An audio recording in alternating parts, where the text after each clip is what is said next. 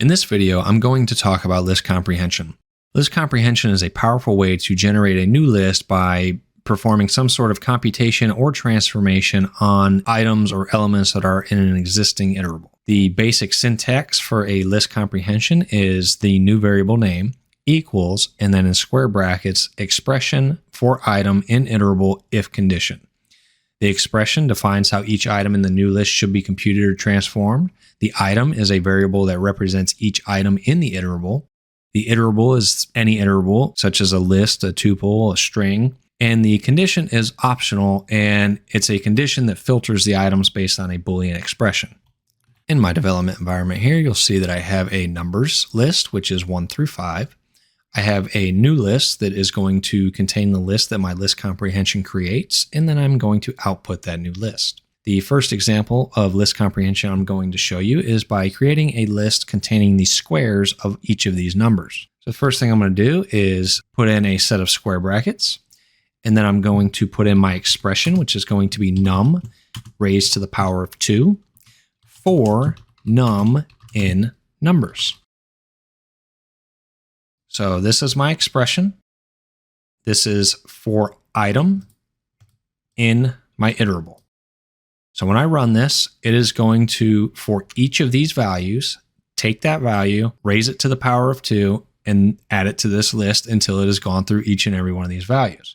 So when I run this, we'll get the output 1, 4, 9, 16, and 25, which are the square values of this list. The next example I'm going to show you is getting the even numbers out of this list by adding a conditional statement down here.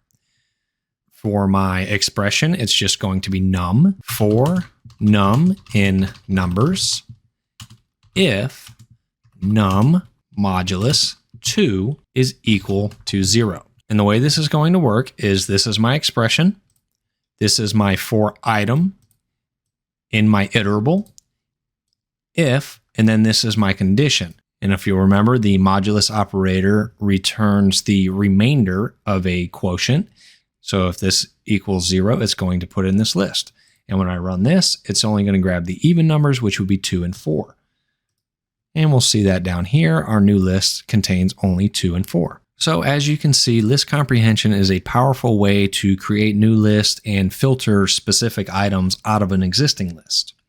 Now I'm going to show you how to repeat the elements in a list using the multiplication operator. And the reason I waited until I got to list comprehension to show you this is because there's an issue that can arise if you try to do repetition using mutable objects such as empty list that list comprehension can help us solve. So I'm going to go ahead and remove all this and create a new variable called my_list, and I'm going to give it the single element of a 0. And then I'm going to use the asterisk to repeat it 10 times. And then I'm going to use a print command to output my list so that we can see that it creates a list containing 10 zeros, which we have right here. And if I were to go in here and maybe change the second index to equal something else, such as a 4, and print my list out again, we'll see that our second index is 4 right here with no issues. But let's take a look at what happens if we do this on a mutable object such as a list. So I'm going to go ahead and remove this line here, and I'm going to replace this 0 with an empty set of brackets so it's an empty list. And I'm going to create 10 empty lists here. When I run this now, we'll get the output of our 10 empty lists, which is expected.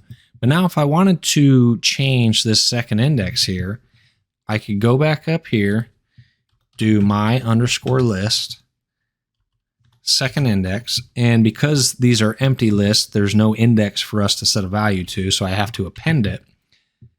And if I try to append it 4, it's going to run just fine, and I'll show you that it does. I'll comment the printout so that we don't see that. You'll see that it runs just fine, there's no crash or anything, but it changes every empty list in here to contain the element 4. And the reason being is that because this is a mutable object, this repetition actually creates 10 references to the same list. So in order to fix this, we can use list comprehension. So up here, instead of using the multiplication operator to repeat this 10 times, we're going to use list comprehension by putting in an empty list for our expression.